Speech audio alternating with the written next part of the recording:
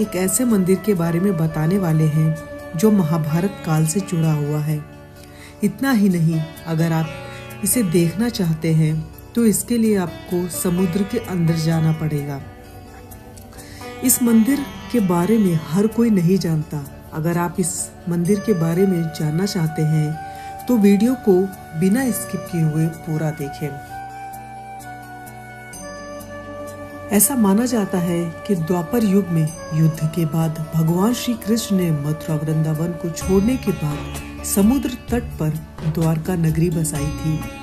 वही द्वारका बाद में समुद्र में समा गई। इस घटना को वर्षों तक पौराणिक घटना के रूप में माना गया, लेकिन बाद में वैज्ञानिकों ने ये साबित कर दिया कि करीब 5000 साल पहले द्वारका नाम की एक नगरी थी जो समुद्र में डूब गई थी। 1970 से पहले द्वारका नगरी की एक पौराणिक घटना माना जाता था, लेकिन साल 1970 में ही पहली बार पौराणिक घटना को सच साबित करने वाले प्रमाण मिले। प्रमाण में मिला कि समुद्र के नीचे कोई शहर मौजूद है। इसके बारे में पहली बार जामनगर के गजेटियर 1970 में विस्तार से लिखा गया है। इसके बाद भारतीय नौसेना ने द्वारका नगरी की खोज शुरू कर दी। साल 1989 में आर्कियोलॉजिस्ट प्रोफेसर SR राव ने भारतीय पुरातत्व विभाग के साथ मिलकर समुद्र में 560 मीटर लंबी दीवार की खोज की। इस खोज में 5000 साल पुराने बर्तन और सिंधु घाटी सभ्यता के कई अवशेष मिले थे।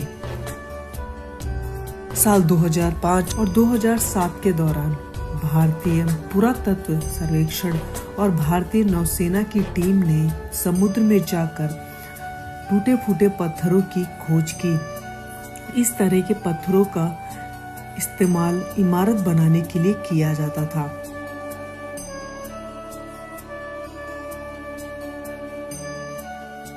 इसके बाद भी समंदर के अंदर से कई कलाकृतियां और सिक्के भी मिल चुके हैं जो कई हजार साल पुराने हैं। पुरातत्व विभाग के अनुसार द्वारका के आसपास समंदर के नीचे एक भव्य नगर और मंदिर के अवशेष के कई प्रमाण मिल चुके हैं। अब बात करते हैं मंदिर के इतिहास की। महाभारत के युद्ध में पांडवों की जीत के बाद श्री कृष्ण ने मथुरा को छोड़ने का मन बना लिया और समुद्र के किनारे एक नए शहर द्वारका में चले गए। ऐसा माना जाता है कि महाभारत युद्ध में पांडवों की विजय हुई। श्री कृष्ण ने युधिष्ठिर को राजगद्दी पर बैठाया और राज्य से जुड़े नियम कानून बताकर वो कौरवों की माता गांधारी से मिलने पहुंचे।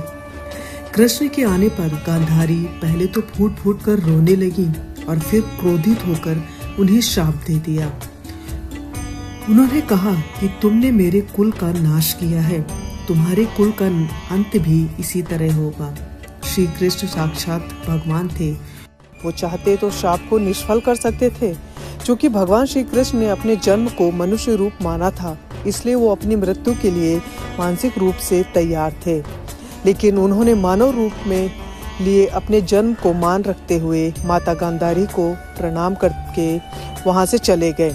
महाभारत के 36 साल बाद द्वारका में जिस समय श्री कृष्ण समाधि में लीन थे, उसी समय एक शिकारी ने गलती से श्री कृष्ण को तीर मार दिया और उनकी मृत्यु हो गई। ऐसा माना जाता है कि इस घटना के कुछ देर बाद द्वारका नगरी समुद्र में समा गई। हजारों साल बाद जब समुद्र के अंदर से एक पुराने शहर के अवशेष पाए गए, तब इसे द्वारका नगरी बताया गया।